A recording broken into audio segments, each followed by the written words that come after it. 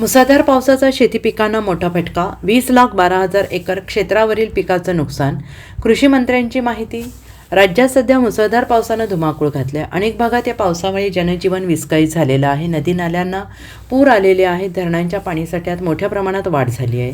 दरम्यान या पावसाचा मोठा फटका शेती पिकांना देखील बसलेला आहे. राज्याचे कृषी मंत्री दत्तात्रय भरणे यांनी दिलेल्या माहितीनुसार राज्यात 20,12,000 एकर क्षेत्रावरील पिकांचं नुकसान झालंय आणि त्यांनी वाशिममध्ये पत्रकार परिषद घेतली. त्यावेळेस ते बोलत होते.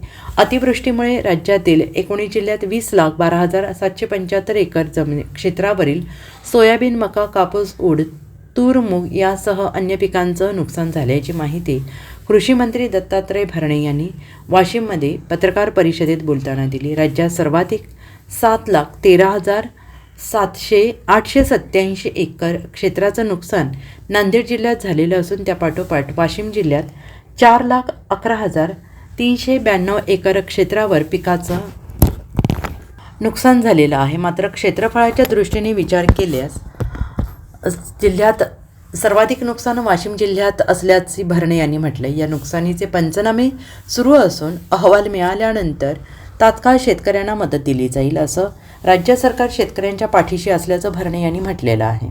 पंचनामे अजून पाऊस चालू आहे. पंचनामे तर पूर्ण 100% पंचनामे तर कलेक्टर साहेब मॅडम आहे तिथं.